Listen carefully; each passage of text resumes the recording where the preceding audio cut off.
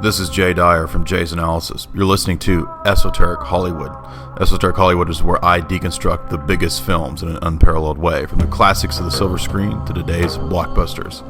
Learn to watch film with new eyes as we enter Esoteric Hollywood.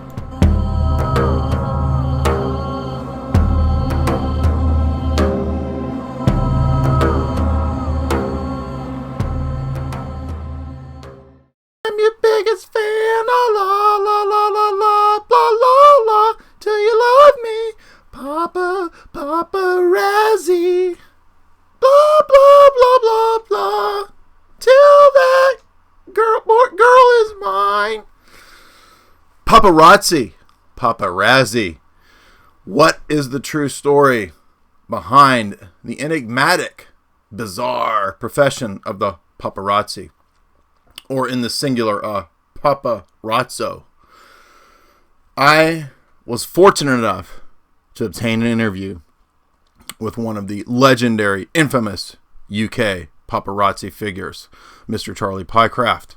And yes, I am dressed in a kind of pseudo stripper garb with Billy D. Williams hair. And if I do a Lando Calrissian skit, I will reuse this hair. So this is my wacky introduction I always do to these videos now on these shows. And got good news. Jay's Analysis has exploded. The traffic is going wild. I love it. Thank you very much, all you listeners and supporters and subscribers out there. Please share and tell your friends, and you'll get more of this kind of stuff if you do.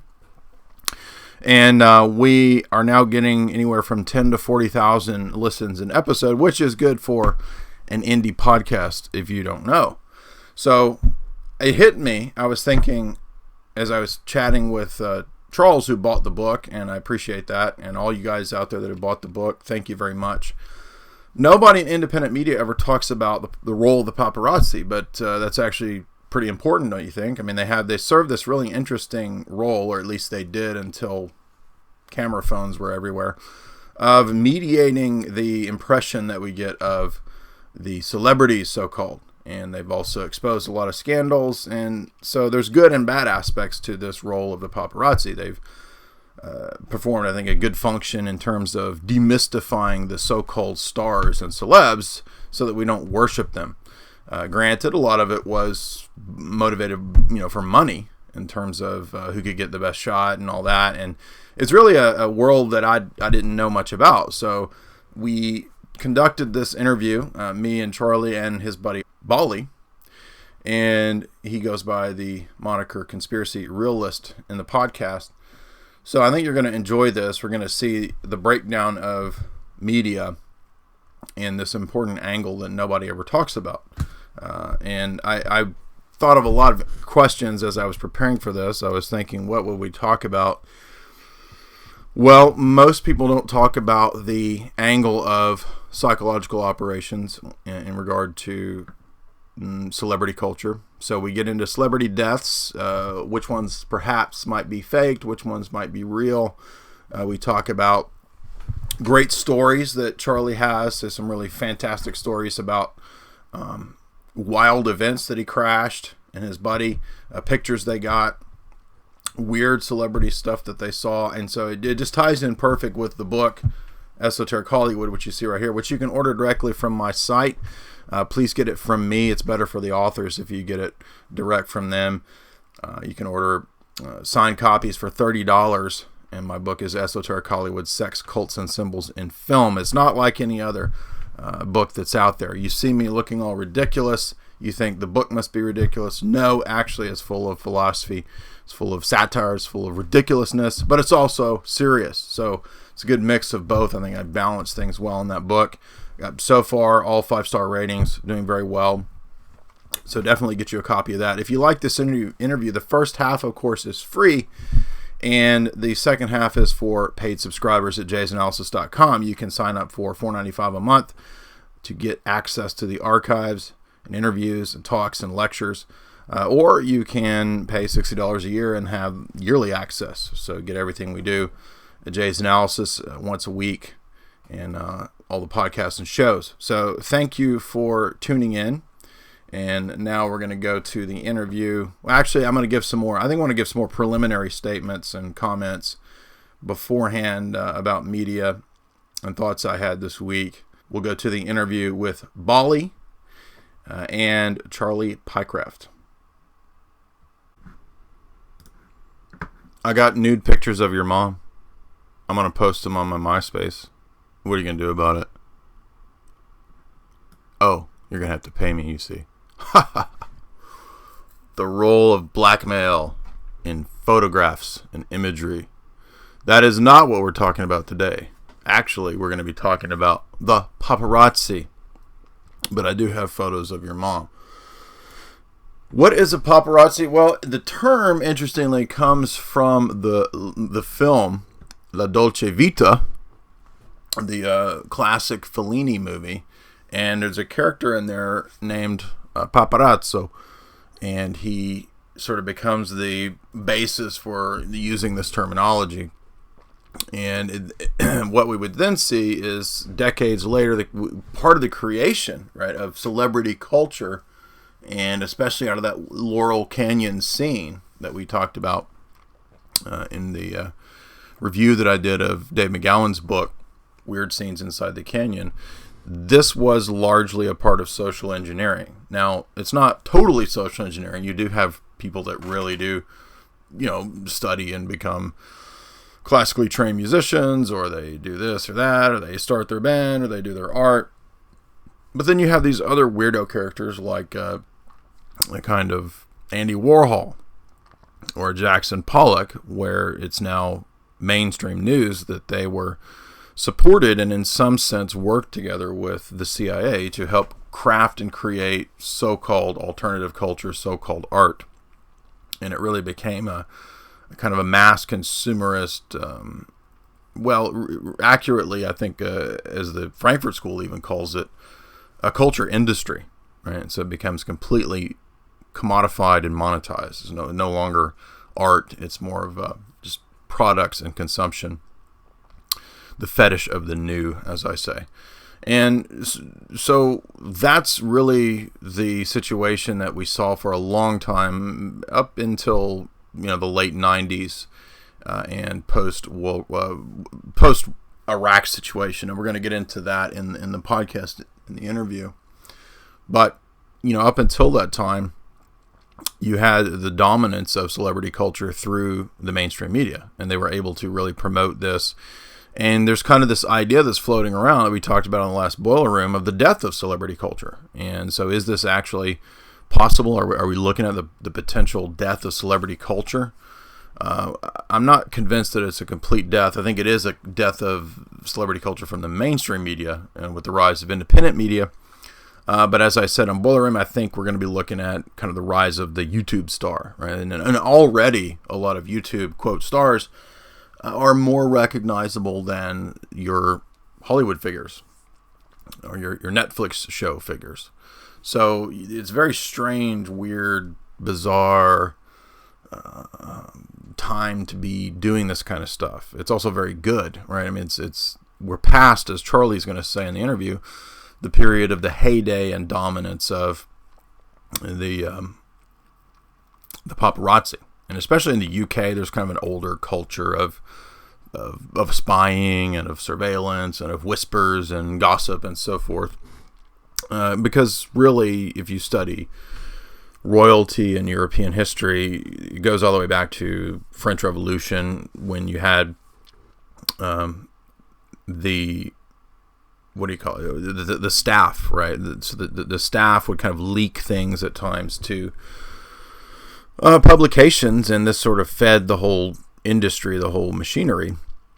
And that's essentially how the staff, the workers, the servants had some degree of power, was that they could actually leak something and whisper gossip and get that out on one of the prominent rulers or something, and this would cast them in a bad light. And actually there's a few episodes of Downton Abbey where we see this, where we see Thomas, or the gay character, is treated badly at one point by a rival family's staff, and he finds out some dirt on the either the head butler or no, he finds the dirt on the noble, and he leaks this to either the staff or press or something. I can't remember, but it's the same basic principle. And if you study the French Revolution, you'll see how the revolutionaries were actually engaged in a lot of gossip in the salons, right? So this formed a part of the demagoguery of the French Revolution.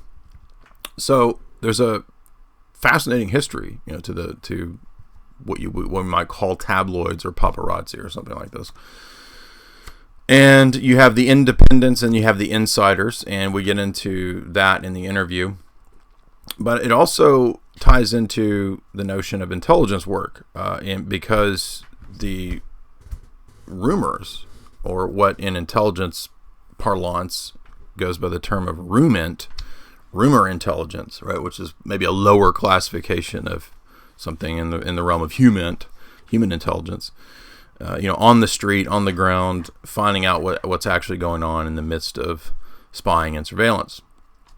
And so in that regard, there's a similarity between photojournalists and private detectives and paparazzi and so forth that will overlap. And we do get into that in this interview. So I thought it was fascinating, and you really have to look at, which I didn't actually know this is new to me, because again, a lot of this is new to me, the situation with Diana, where the apparent assassination of Diana was because she was supposedly trying to get away from paparazzi. At least this is the story. So whether there were paparazzi that were somehow involved in her assassinations, or her assassination that actually were part of the intelligence apparatus, or whether this was blamed on the paparazzi to sort of demote their power.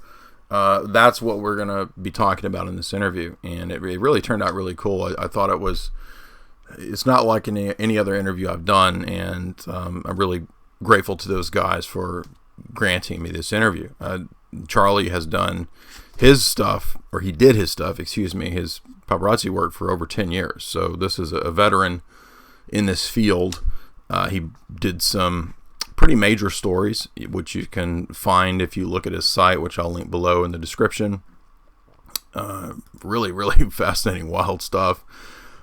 Some of it is satirical. Some of it is kind of sort of postmodern comedy terror is a good way to put it. And he did, I guess, had some associations with the comedy terrorist who would sort of dress up in this bin Laden garb and sort of mock the whole war on terror, which is pretty brilliant, actually, if you look into it. And what was this guy's name? The comedy terrorist, Aaron Barshak. Yeah, definitely something entertaining if you want to watch. So definitely check that out. I'll link to some of that below. But it also illustrates the ability of PR agencies to create stories, to create narratives. And as I pointed out many times from the documentary Starsuckers, rising celebs and so forth will actually hire PR companies to create stories. So I talk about that in this interview. Not many people go into that, and we get into that. Charlie really breaks it down very well, I think. And we also talk about how it's going to tie into the Syria or / Iraq or Middle East situation, right? Anytime they want to sell a war, market the war to the public, just like in Wag the Dog, it's marketed with the aid of fake news. And so in this interview, you're going to have veterans involved in the news industry explaining how news does get faked and staged. So without further ado, let's go to the interview with Charles Pycraft and Bali, the conspiracy realist. You're listening to Jay's Analysis. Check out my book, Esoteric Hollywood, Sex, Cults, and Symbols in Film, at my site. Welcome, you're listening to Jay's Analysis. One of the areas that nobody in independent media ever touches on is that of the paparazzi. And not just paparazzi, but also what you might call comedic terrorism. When I was in high school, we would do all kinds of pranks and antics on the school and actually got in trouble pretty severely for some of the stuff we did. I won't go into those stories. Some of them might actually ruin my future in independent media. But I have with me two guys from the UK who are well experienced in the subjects of comedy, terror, paparazzi, and so forth. And we're going to be talking to both of them. The first is Charles Pycraft. Charles was a paparazzo for over 10 years. So he's going to have some really interesting, wild stories. And I'm sure now he is a freelance London-based photographer, and he does a lot of work in PR. And he's got a very extensive background. It would take me a good while to read all this. But he also, let's see, flipping through all these papers here. I've got like a stack of papers on all your work here.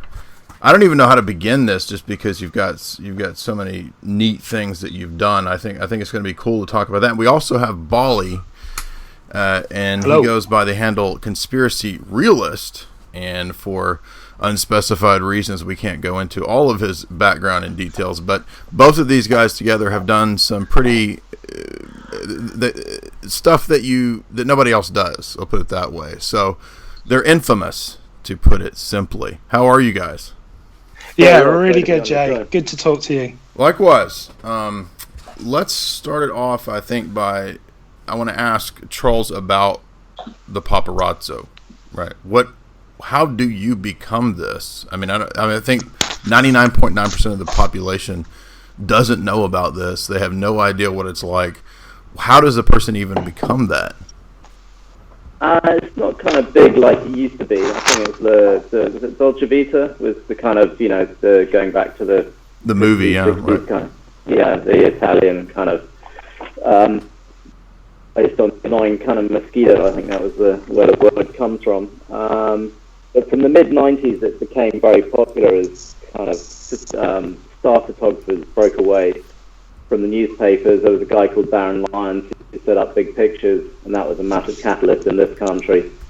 And then a lot of people got drawn into it because he did a documentary. The documentary was very exaggerated, him flying around in helicopters and pretending to be very rich. And that sort of generated more and more interest. Obviously, the money that people were making from Diana before the papers were paying their photographers to do that, then they went freelance and started selling it direct. And that market probably peaked around 2007, when everything became more basically online, and the newspapers could no longer control the story and hold it back for weeks. And now it's did the Diana situation hurt, or did it aid the paparazzo situation? It hurt it at the time. I mean, I wasn't working in sort of that business until '99, so I think it was pretty damaging at that time. But then when she went, they had to replace her with hundreds more of sort of mini celebrities. So Posh and Beck, the Beckhams, became their sort of celebrity replacement. So you got into this post Diana, and I watched the clip that you had from the current TV episode. That was really good. I'll put that in the links. But it was difficult, for the first 2 or 3 years, and then you finally started getting some breaks and selling the pictures. What caused the first couple breaks that you had? When I first started, it was just kind of, just living on kind of canapes and champagne, going to parties every week, and, it was a lot of fun. You weren't really making any money. But then around 2003, I got the first picture of Prince Harry drinking, and they had like a, you couldn't photograph Prince Harry and William until he was 18 and William was 21. So he was 18 in 2003 and William was 21. So I got the first picture of him having a bottle, drink with a guy from a band I was promoting. And then once that one kind of broke, then more and more stories came out on the Royals. So that was my first kind of breaking picture. And then later him at one of these China White kind of polo kind of parties, and then later the Comedy Terrace that year. So it just, it's just kind of luck. It just started to kind of happen. So did you have to go and schmooze, or were you just kind of hanging around in the alleys and sneaking about, or was it all the above? Actually, that first story, I was in a think, in a chauffeur-driven Mercedes with a couple of millionaire friends of mine drinking champagne because they got me into this party to promote their band. So it wasn't really in alleyways; it was in pretty kind of exclusive polo alleyways. Yeah.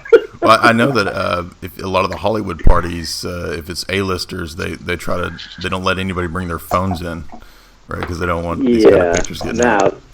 They didn't really have phones back in 2000, right. phones, so it was kind of just going into digital at that time. But I mean, as soon as I took that picture of him drinking, the place went into lockdown. But it was obviously too late to have done it. But the PRs kind of go crazy when you've got those kind of pictures, Well, one of the things that I think is great about this is that, as we were talking about in chat beforehand, that the media itself is so preposterous and so ridiculous that I think the role that you serve is actually served, because you're not a paparazzo anymore, but that role, I think, is good in the sense that we should be making fun of these people. I mean, celebrity culture is ridiculous. It's a tool of social engineering. It's preposterous.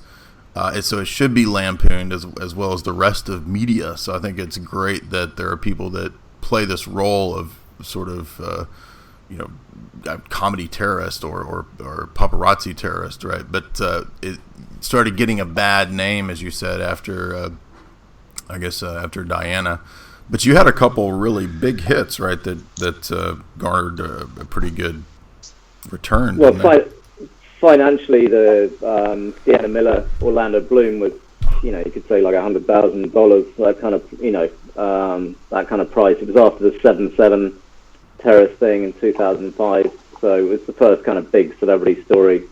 And that kind of looked like they were kissing, and they'd been in a relationship before that, just because right. I got the right angle, but they weren't. But they put it out as it's a new romance, and you just get that right angle at the right time and place, and those stories used to just kind of explode at that time, So let me ask you both this. So here we are, and it's almost like everything is satire now. Everything is fake news, just total high-octane psyops. What is the situation with fake news now? Why is this such a big deal? Yeah, go on, you go, Charles. Yeah, no, you have a start on it. Oh, okay. They just can't keep the lid on it anymore. I mean, since 2007, everyone's their own citizen journalist. Everyone's their own paparazzo. Mm-hmm. People are out on the streets with their camera phones, filming celebrities behaving badly, falling out of cars. You just can't compete with that. It doesn't. the kind of low grade recording of the event gives it authenticity as well. People are much more likely to believe it, and you see it with these fake terror attacks. The camera's always at the wrong aspect. It's always got the blacked out at the sides, and that's part of the trick of the authenticity. They're kind of using these tricks to kind of legitimize fake news in a way, right? But these tricks are as old as the hills, really. Well, I was going to say, I bet you guys would be really good at recognizing the fakery. Yeah, pretty much. Go on, Charles. Yeah, and I mean that's when I started questioning a lot of what I was doing. Obviously, when you're making a lot of money and the stories are a lot of fun, it's quite entertaining. And then I think it was 2011, the News of the World went down. They used to be like a battering ram for all the big stories that used to go through. But then after that, it was a bit like, the government wanted full control of the media. They didn't want, as much as people didn't like Murdoch, he still did kind of expose some pretty rich and powerful people like Max Mosley with his dominatrixes and stuff like that. Some pretty bad sort of stories. And they just those kind of people didn't want that kind of power, so they did this whole hacked off campaign, and so they wanted to protect, celebrities' privacy. Fair enough, but a lot of it wasn't always public interest, because some of these people kind of did need exposing, and now it's very hard to do that, so you just get a lot of kind of bullshit PR stories that are kind of made to look a bit real, but they're not really real. I was going to ask... But it's... Yeah, go ahead. Yeah, go on. No, I was going to say the rise of the the alternative media is because the legitimate quote unquote alternative media has been killed off by the establishment and the state. Right. They have killed it off. So that to hear the voice, to hear the truth, it has to come from the alternative media now. There's no mainstream that supports it. Yeah, and that's the mainstream's going to have to try to become independent. That's really the only way that they're going to be able to continue the propaganda. Can you guys, for us American, a large portion of my audience is American, can you decode that giant UK hacking tabloid scandal? I mean, that was so big, and it was in the news here too, but it was very confusing, and I think a lot of people were, unclear of exactly what was going on and who were the players there, and was this some sort of a deep state thing, or can you unpack that? Yeah, I'll start on that one. I mean, actually, technically, it's what you call cracking. So, someone would phone a mobile number, and then you had to phone that mobile number from another phone. Right. And then you'd pick up the answer phone messages. I mean, I never did this. I think it was the Mirror that started it, and then the News of the World copied them. But it wasn't technically hacking, it was cracking. So if people were stupid enough to leave an answer phone message, they'd kind of phone it and they'd get hold of it. They were using a lot of private investigators, and as someone said to me years ago that they wanted me to do PR for them, they were like, these guys are better than the CIA, because the News of the World had thousands of people all over the country, all over the world, that were phoning in with stories, but they were getting paid. So they're better than any spy agency, because everyone that phones got hundreds or thousands of pounds. So you got prison officers, police, just everyone in every, section of society. It's kind of a private spy agency. Yeah. That's the real reason they wanted to shut it down, because News of the World was too powerful, because they were exposing people that didn't want to get exposed, so they wanted to bring it all back under government control again. The media. Yeah. Okay. They wanted that. It was the toy that they wanted to play with, that they wanted to have, and now they've got. Well, that makes perfect sense. I mean, you can't have. It's the same situation here in the U.S. where you've got all these people doing independent media, and you can't have that going on outside of the state control, and that's why they're ramping up this whole idea of, it's fake news that got Trump elected. It's fake news that did this. It's fake news that caused this guy to go crazy and shoot people. It's fake. So we got to have Facebook and Google and Snopes. These two fat asses are going to police what's on the internet, right? I thought it was great too that Snopes guy got caught with his hookers and stealing $100,000. That was great. Yeah, what a joke. The Daily Mail covered that. So I mean, that's how hypocritical these people are. As bad as the old mainstream media was, and they were doing lots of bad things, but it wasn't. It was still quite honest in a kind of yellow journalist kind of way. You know what I mean? Now, so I'm sure you've both got crazy stories. We were talking about a couple of them before we got into this. Tell me maybe 2 or 3 of the craziest shit you've seen. You go first, Charlie. I mean, I'll give you, obviously for kind of UK media, just starting with, let's say take a footballer, John Terry, Chelsea player. I was at a party for Loaded magazine, and you're like, can we do a picture? He's like, no. You wander and, you go into the next room, find a couple of glamour girls, and then he'll like, can you do one now? I'll just pose you up these girls. He poses up, or he didn't want to, and his mate's like, yeah, do it. And the second you got the picture, he's going to have sex with one of them, which he did. And then the next day you get a phone call from the newspapers. Yeah, we want that picture. You're like, yeah, it's a couple of thousand. So these kind of like little setup kind of things, you know what I mean? That's kind of how it all used to work. Right. And obviously that all got a lot harder with privacy laws and all the rest of it. And the big story was obviously the comedy terrorist guy I met in, I think it was 2003 or 2. He'd been at this countryside march thing, dressed up as Bin Laden in drag, wearing a dress. And makeup. Yeah, no, because you meet all these characters, because obviously you've got to have a lot of people tipping you off. It doesn't matter if they're drug dealers or whoever, all these kind of weird characters. As soon as you see someone, you've got to talk to them, you've got to get them on side to give you stories. So I'm like, yeah, he looks kind of crazy. Keep an eye out for him. Then I saw him on Oxford Street a few months later when I was buying the papers late at night. And then we struck up a conversation. He just followed me around for 4 months. He wanted to be famous. Then we went to Royal Ascot, the horse ladies' day. He gate crashed it, turned up again in Bin Laden in drag at ladies' day. And then I just picture him. So I've got a picture of him like holding up some girl in a dress at ladies' day. The next day that was in the sport newspaper, which was like really crazy, like National Enquirer, alien, crazy stuff on the moon kind of stuff. Yeah, so he's like, is that it? Is that as famous as I'm going to be? And I was just like, careful what you ask for. And then a few days later, he's like, where are you? And I'm like, yeah, I'm doing, the Prince William wedding, not wedding, 21st birthday down at Windsor Castle. And then he suddenly turns up there and he's dancing around and, we have a drink. And I thought that was it. And then he disappears off, to go home. But he's had enough drinks, on the way to the train station to think, yeah, maybe I'll climb over this wall, see where it goes. So he climbs over the wall dressed up in drag. And then I'll ask him on the way, because he's like, I'm lost, I'm trying to find my way back into the party. Kind of pushes his way in, had enough drinks to kind of flag it. Then he kisses Prince William on both cheeks and goes and has a drink. And, does this thing from Whittle and I, like that English movie, I want the finest wines known to humanity.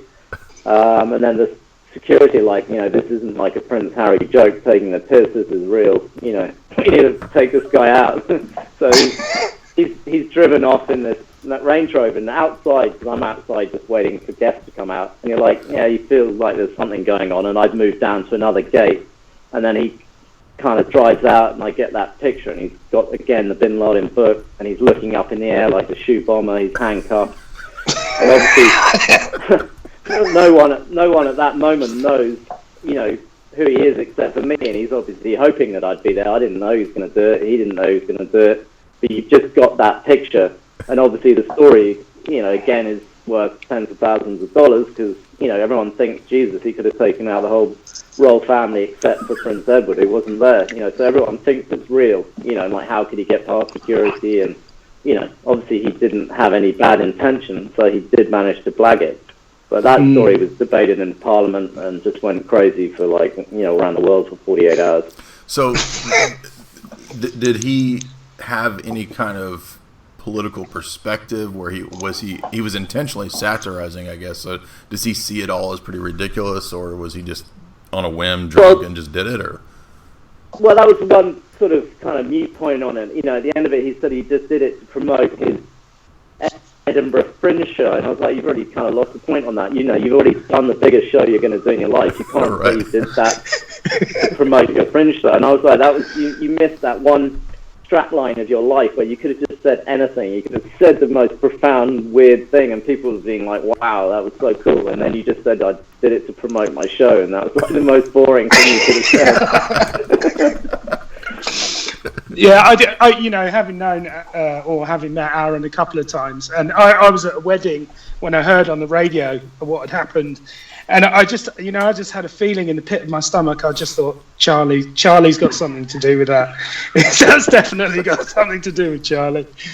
But yeah, I mean, he doesn't seem to me to be in any way kind of politicized, or he's literally just fame and celebrity and vacuous kind of. Whatever. There's nothing deep and meaningful there.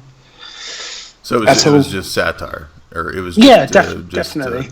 Comedy terror, I guess that's what he did make good. He made good money out of it. Again, he probably made $70,000-$80,000 out of that. You sell your story, and he made good money on that as well. Wow. So there was still, he never knew that was going to happen. Obviously, once he'd done it, he sold the story, but that wasn't the intention to make money. It's just like you're pissed, and it's just sort of things that kind of crazy English people do, when they're pissed. You know what I mean? Let me ask you this question. Bolly, do you have any crazy stories beyond that before I? Yeah, I mean, not really, not as crazy as that. But I one summer I was in Soho, and I saw Yoko Ono drinking on her own in a cafe. And I said to Charlie, I said, "Oh, I've got Yoko Ono. This is going to be a great shot. I'm going to get an exclusive on her. This is going to be brilliant because she just looked something looked wrong with her face. You know, I don't know, maybe she just recently had surgery or something like that. And I hadn't seen her in the news for a while, and she just looked like she was on her own. You know, maybe sitting with a couple of friends. Isn't that just her normal face? Yeah, well, maybe." So I told Charlie, and Charlie's like, "Oh, hang on a minute, I'll come down. You know, I'll back you up." And no, I'm going to get this one on my own.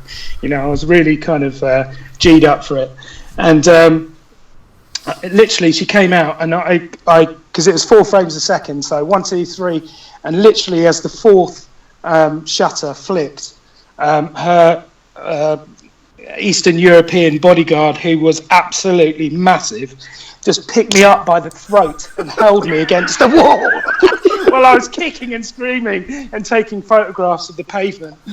And I literally got one shot, and it was pretty useless. So I should have listened to Charlie's advice on that one. So it's quite dangerous out there as well. You know, people swing for you if you've got, or used to, if you've got a camera. So you know, it's not without its pitfalls. You know. So. Well, let me ask you this: that I was at a Whole Foods recently, and I looked over, and Miley Cyrus was standing there, and she looked pretty rough, like she'd been partying the night before. And the thought crossed my mind: if I had snapped some pictures, would it have been sellable? But then I started thinking, does it even work like that anymore? Given the fact that everybody has cell phones now. I mean, do you still sell these pictures to the Daily Mail or whatever? Yeah, it went from like tens of thousands to tens of pounds. So something that could have made you 10, 20 grand would probably make you $10, $20, and you might get sued. You know what I mean? So, okay, yeah. I mean, I think in LA the privacy laws are different. You know, your amendment kind of laws. So there's probably a much bigger video market. TMZ, TMZ, that kind of stuff. There's probably still a lot of money in that for the right video. What about this aspect of it? I was watching a documentary, Star Suckers, I think, and there's a section where they deal with PR and paparazzi. And if I recall, I think somebody makes the argument that a lot of celebrities will sort of cultivate a good relationship with, or try to, because even if it's perhaps a somewhat scandalous story, I mean, that is exposure. I mean, isn't that thousands of dollars, millions of dollars possibly worth of advertising? I mean, so is a lot of this, I don't want to say completely staged, but I mean, wouldn't Orlando Bloom kind of want, to be caught in a situation? Yeah, I mean, that was brilliant PR because it was a beautiful picture. It wasn't like a nasty picture or anything, right. And it wasn't scandalous. I mean, at that time, actually, the background of that story, she was going out with, who was the actor, Ollie, that she was going out with? He had an affair with the nanny. What? Not Hugh Grant, was it? No. Arnold Schwarzenegger. I don't remember. But yeah, her sort of boyfriend had just had an affair with the nanny, so they'd sort of split up a little bit. Oh, Jude Law. Jude Law. Yeah. Jude Law, yeah. So there was that kind of angle to the story, and then she was with her old kind of lover type thing. But yeah, that could have been set up by PR, but it wasn't. And the inside guys couldn't do it because they didn't want to upset the PR. But because I was an outsider, I could get away with it. But if I was on the inside, I couldn't have done that. So that's where the paparazzi used to make a lot of money, because they could do things that the insider PRs couldn't do, insider photographer kind of thing. But then, like you say, the money was in kind of working with the PRs on these big stage ones. But once you go down that road, you could never kind of do anything that you shouldn't do, if you know what I mean. So you're either kind of on the inside or the outside. And there was a bit of crossover, so I'd do kind of small PR jobs that you wouldn't do, they wouldn't let you near any of the big names. Yeah, that makes sense. Yeah, because they would want to control the narrative. Yeah, right. Then I wouldn't have been trusted to be near someone big. I could have done a good sort of job on it, and I did do good jobs on kind of smaller names, and like I could make someone famous, like the Comedy Terror. So if you came to me and you were kind of nobody, I could make you famous from nothing. But someone who's already mega famous, they needed like a much safer pair of hands. You know what I mean? Yeah, well, that's actually what's in that documentary is a firm, I think, I forget where it was, maybe in LA, where they, if somebody was up and coming, they would hire them to, stage scenarios and cause this situation just to get their name in the news. Yeah, I mean, I do we'd do kind of quite cheeky stuff. Girls would get out of the cars, flash their knickers, the kind of glamour girls, and then obviously you get these viral memes. The one I mentioned, Paris Hilton, Lindsay Lohan. A lot of these top girls would go out as like no knickers on, and then there's this meme would go out that would just kind of look a bit scandalous, but they're still allowing that to happen. But that's what I was going to say. Yeah. Say that they were doing it. I mean, one time I was at a club, I think, can't remember who I was waiting for, but this girl walked past and she was like a stripper or whatever, and she was like being a bit cheeky, and I was like, yeah, no, why don't you take your clothes off? And she was like, yeah, whatever. And then she just stripped naked in the middle of the street and climbed up on a taxi. This is in Piccadilly Circus, right? No, it was down in South Kent, that one. Oh, was it? Okay. And again, the Germans love that. It's like the Germans or Japanese or Australians, they love these kind of crazy street kind of videos of just some kind of mad-looking stripper just totally naked running around the street and dancing on a taxi, and then the police come along and she got arrested. You know what I mean? It was just kind of insane,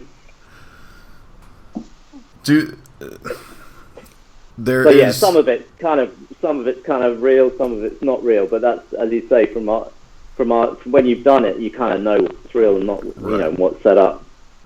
Right. And when it went seriously kind of wrong was Piers Morgan, who talks a lot in America on that show. He did this fake interrogation story in the Mirror where they had these British soldiers that were supposedly beating up Iraqis. But I knew that picture was fake, and then he lost his job. So that's when celebritism kind of went big time into politics and real news. So I think the Iraq War is the real kind of crossover where things changed a lot. Oh, the Iraq War? Yeah, that's because he'd done a fake story, and then, which is pretty dangerous. You're kind of like putting out pictures and then are not real, right. And then you're putting people's lives in danger. So same thing, Dr. Kelly, the guy who got killed in the UK, we'd done like a spoof story the day before with, a friend dressed up as Saddam Hussein chasing, Alistair Campbell down the street, and then a day later the guy committed suicide. So that looked like we were doing a PR job, but we weren't. We were taking the piss, but you wouldn't know that. Is that the government doing it to kind of soften it before someone kills themselves, or is that done as a joke? So that's where it can be quite hard to tell. You know what I mean? Right. Your connection is getting a little fuzzy there. I wanted to ask too about the borderline, the threshold between what's entertainment and what is morally bankrupt, I guess you could say. I mean, in other words, having been in this role yourself, at what point did you feel like, okay, this is just fun, this is satire, this is me, making the rent, right? As opposed to like what goes over the line? Is there any kind of barrier? Did you just sort of play it by ear?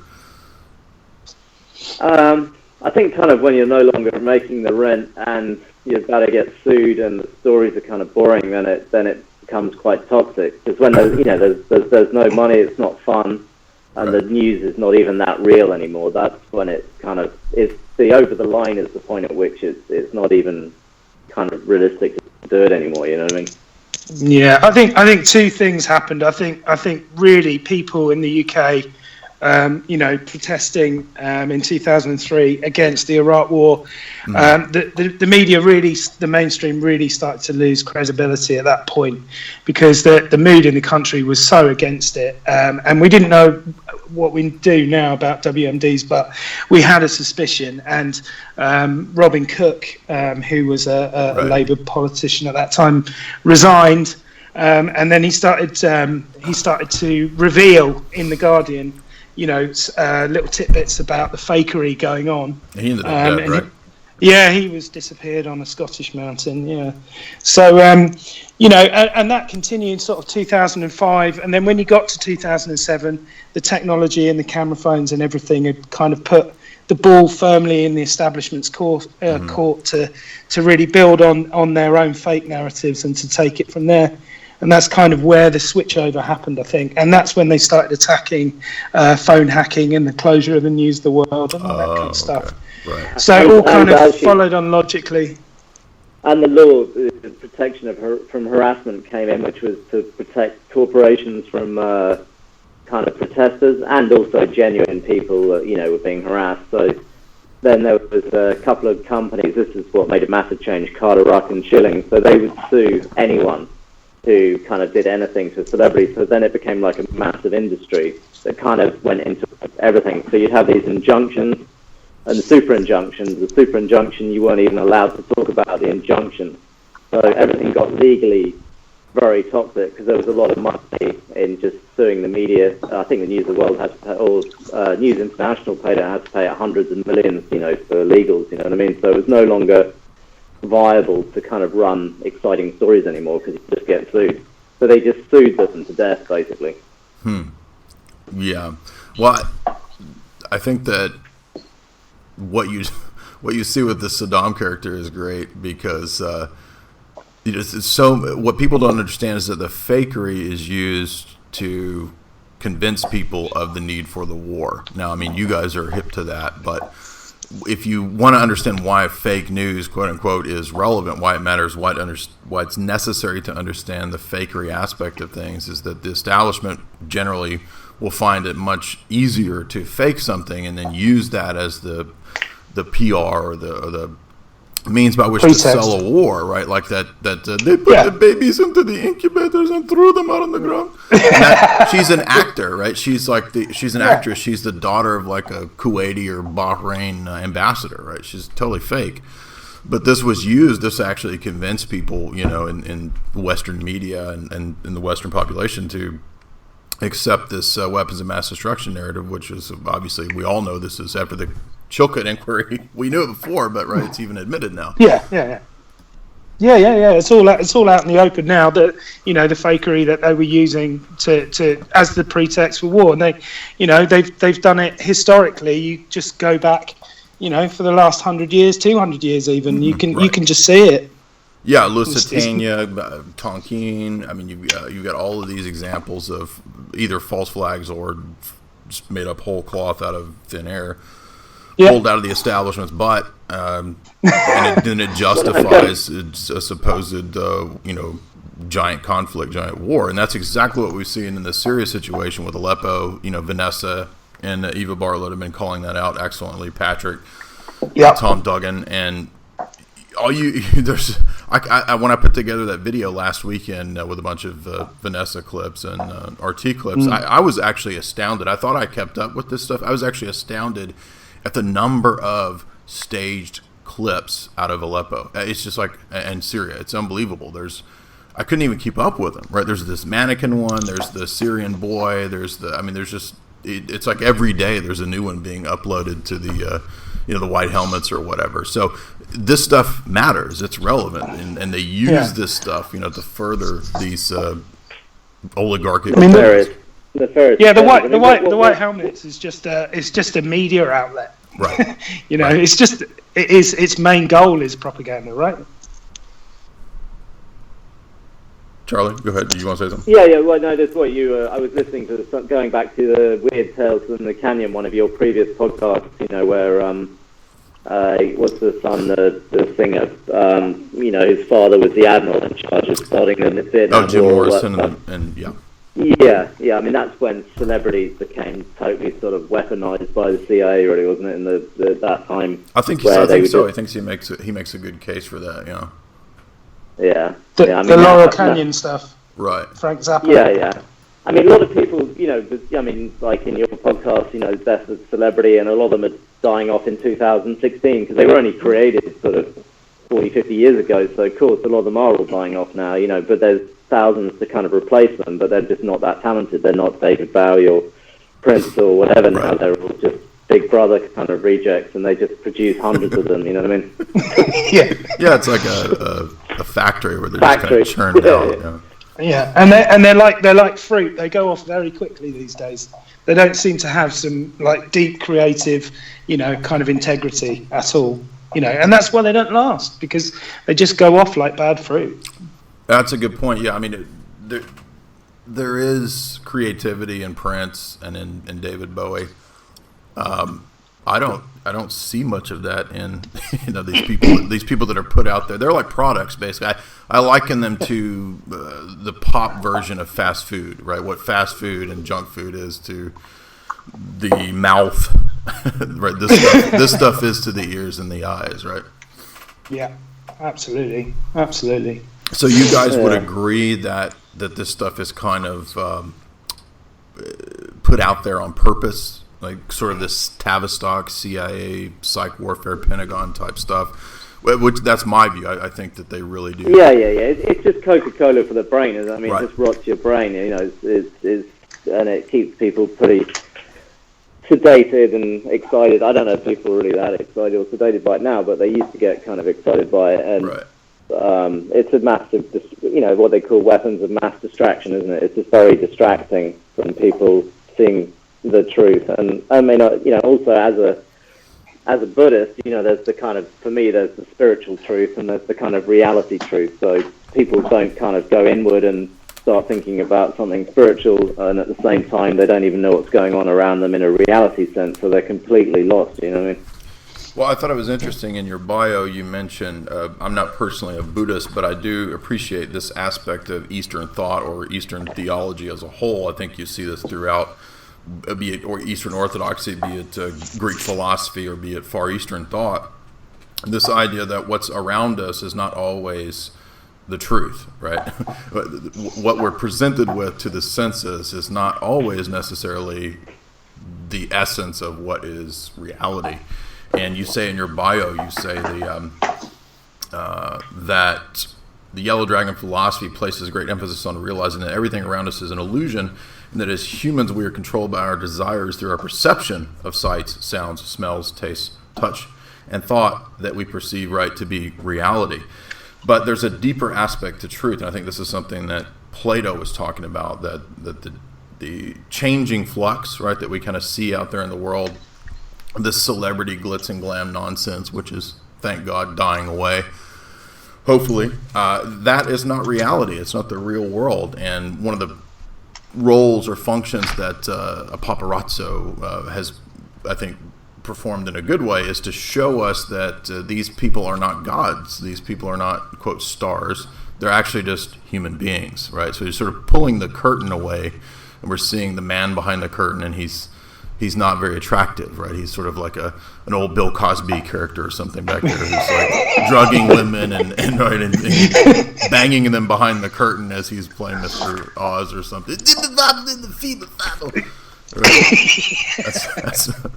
Bill Cosby. Yeah, it's so true. I mean, I saw. I saw CNN on the morning of the Trump election, and you should have seen some of the TV over here. When the Brexit news came through, it was incredible. No politicians just didn't want to go on camera. They didn't want to talk about it. And then like 2 or 3 days later, they roll out a minor politician to come and cry on TV, right. Because the man behind the curtains was just lost. He just didn't know what to do for quite a number of days. And it was quite satisfying to watch it, actually. I quite enjoyed it in a selfish kind of way. Maybe it was on your podcast or the Boiler Room one, but basically it wasn't. A lot of people aren't voting for Trump, or they're not even necessarily voting for Brexit. They're just voting just because they don't want the status quo. You know what I mean? And the people in control still don't understand that, and it's going to keep on happening around the world. They just don't get it. You know what I mean? It's not because they're like racist or far right. The majority of people are just completely normal, and they just want their own sort of political autonomy. They don't want to be too controlled, but then that's changed into they're just ignorant or racist or whatever, or which is totally untrue most of the time. I mean, you've been listening to my interview with former Paparazzo Charlie Pycraft and Bali from the UK, the conspiracy realist, and we've been discussing the influence of the paparazzi and celebrity culture on mass culture and dissecting that. To hear the rest of the interview, which is another 30 or so minutes, go to Jay's Analysis and subscribe for $4.95 a month or for $60 a year, where you get access to all of my archives interviews, talks, and lectures. You also can order my book at my website, Esoteric Hollywood, Sex, Cults, and Symbols in Film. Thank you for listening.